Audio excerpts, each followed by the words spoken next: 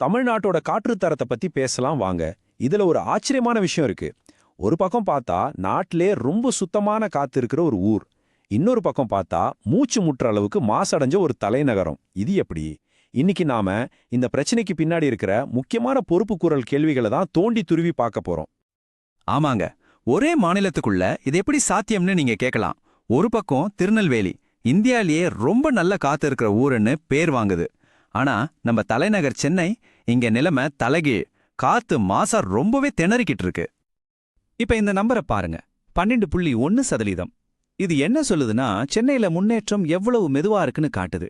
அதாவது தேசிய தூய்மை காற்று திட்டம் NCAPன்னு சொல்லுவாங்க. அதுக்கு கீழே காத்துல இருக்கிற அந்த சின்ன சின்ன தூசி துகள்களை குறைக்கிறதுல சென்னை மத்த 64 நகரங்களை விட ரொம்ப பின்தங்கி இருக்கு. இது ஒரு நல்ல ஆரம்பம் இல்லையே? இதோட நிக்கல, நிலைமை இன்னும் மோசம். நாடு தழுவிய ஒரு தூய்மை ஆய்வு நடத்தினாங்க. அதுல தூசி கட்டுப்பாடு மாதிரி விஷயங்களை எல்லாம் கணக்குல எடுத்துக்கிட்டாங்க. 10 லட்சத்துக்கு மேல மக்கள் தொகை இருக்கிற 41 பெரிய நகரங்கள்ல நம்ம சென்னைக்கு கிடைச்ச இடம் என்ன தெரியுமா?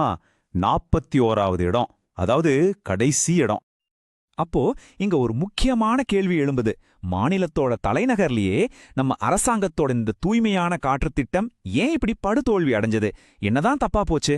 வாங்க இதுக்குள்ள கொஞ்சம் ஆழமா போய் பார்க்கலாம். சரி, இந்த பிரச்சனைக்கு பதில் தேடணும்னா நம்ம முதல்ல எங்க பார்க்கணும்? பணம். ஆமா, இந்த விஷயத்துக்காக ஒதுக்கப்பட்ட நிதி, அப்புறம் அதுக்காக போட்ட திட்டங்கள், அங்கிருந்து ஆரம்பிக்கலாம். 2019 இருந்து 2026க்குள்ள தேசிய தூய்மை காற்று திட்டத்துக்காக தமிழ்நாட்டுக்கு ஒதுக்கப்பட்ட தொகை எவ்வளோ தெரியுமா? கிட்டத்தட்ட 652 கோடி ரூபாய். இது ஒரு சாதாரண தொகை இல்ல. உண்மையிலே இந்த பணத்தை வச்சு ஒரு பெரிய மாற்றத்தையே கொண்டு வந்திருக்க முடியும். அரசாங்கத்தோட கணக்குப்படி பார்த்தா இந்த பணத்துல 82% மேல செலவு பண்ணியாச்சாம். சரி, இங்கதான் ஒரு சுவாரஸ்யமான விஷயம். பார்க்கறதுக்கு பணம் நல்லாவே செலவு செய்யப்பட்ட மாதிரி தெரியுது. ஆனா இது நமக்குள்ள ஒரு கேள்வியை எழுப்புது இல்லையா? 537 கோடி ரூபாய்க்கு மேல செலவு பண்ணியாச்சுன்னா அதோட பலன் எங்க? காத்து சுத்தமா இருக்கணுமே. குறிப்பா சென்னையில அந்த மாற்றம் எங்க போச்சு? மாநிலத்தோட இந்த செயல் திட்டங்களோட ரிசல்ட் ஒரு பெரிய புதிராவே இருக்கு. ஒரு பக்கம் பாருங்க, திருச்சி நாட்டிலேயே முதல் பத்திரத்துக்குள்ள வந்து வெற்றி பெற்றிருக்கு. ஆனா மதுரை பின்தங்கி இருக்கு. அப்புறம் சென்னை, அது ஒரு முழுமையான பேரழிவுன்னே சொல்லலாம். அப்போ ஒரே திட்டம், ஆனா ஏன் இப்படி வேற வேற ரிசல்ட்?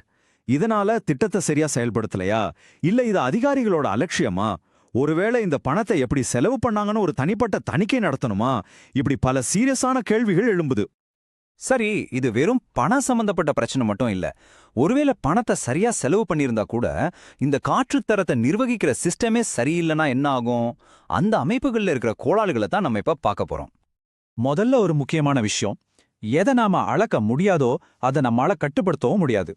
இங்க என்ன பிரச்சனைனா, மாநிலத்துல காத்தோட தரத்தை தொடர்ந்து கண்காணிக்கிற ஸ்டேஷன்கள் ரொம்ப ரொம்ப கம்மியா இருக்கு. இதனால மாசு எப்ப அதிகமாகுது, எங்க அதிகமாகுதுங்கிற அடிப்படை டேட்டா கூட நம்ம கிட்ட இல்ல. இது அதிகாரிகளையும் சரி மக்களையும் சரி 2 பேரையும் இருட்டுல தள்ளுற மாதிரி தான். இப்ப இந்த நம்பரை பாருங்க, 90%. 2017ல சென்னையில ஓடுற வாகனங்கள்ல 90% வண்டிகள் வருஷத்துக்கு 2 தடவை வாங்க வேண்டிய மாசு கட்டுப்பாட்டு சான்றிதழ ஒரே ஒரு தடவை தான் வாங்கியிருக்கு.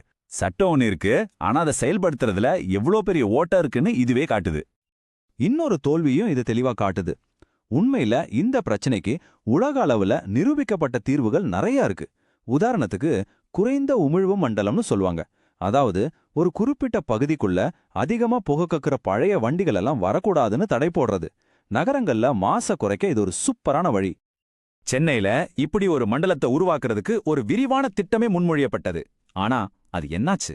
எங்க போச்சு அந்த திட்டம்? எந்த ஒரு விளக்கமும் இல்லாம அது தாமதமாகிட்டே போகுது. இதனால காற்று மாசோட ஒரு பெரிய மூலத்தை நம்ம கண்டுக்காமலே விட்டுட்டு இருக்கோம். சரி, இப்ப ரொம்ப முக்கியமான ஒரு கட்டத்துக்கு வர்றோம். இது வெறும் திட்டங்கள், எண்கள், டேட்டாவை பத்தின விஷயம் மட்டும் இல்ல. இதுக்கு பின்னாடி ஒரு உண்மையான மனித விலை இருக்கு. ஆனா அந்த விலையை நாம சரியா அளவிடவே இல்ல.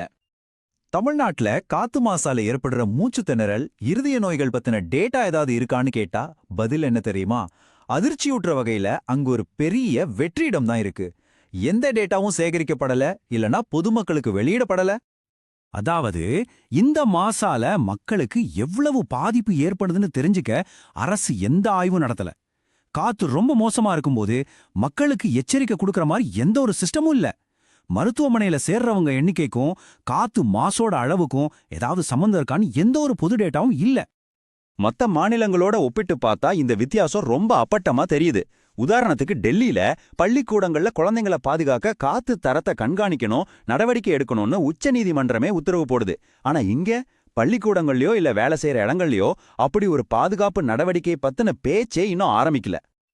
இதெல்லாம் நம்மள கடைசி ஆனா ரொம்ப முக்கியமான ஒரு விஷயத்துக்கு கொண்டு வருது.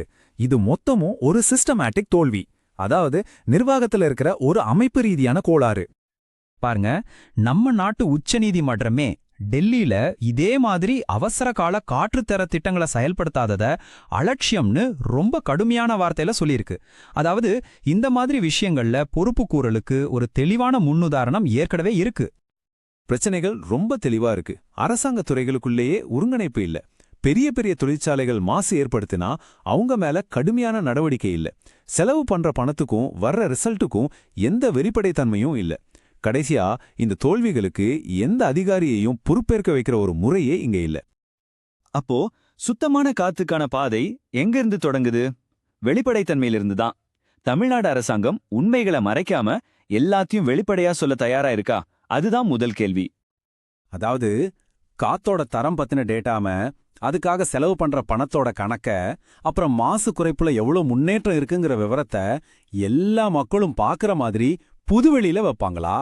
ஏன்னா வெளிப்படைத்தன்மை இருந்தாதான் மக்கள் கேள்வி கேட்பாங்க, மக்கள் அழுத்தம் கொடுத்தாதான் உண்மையான மாற்றம் வரும். இந்த அலசல்ல இருந்து நாம புரிஞ்சுக்க வேண்டிய மிக முக்கியமான பாடம் இதுதான்.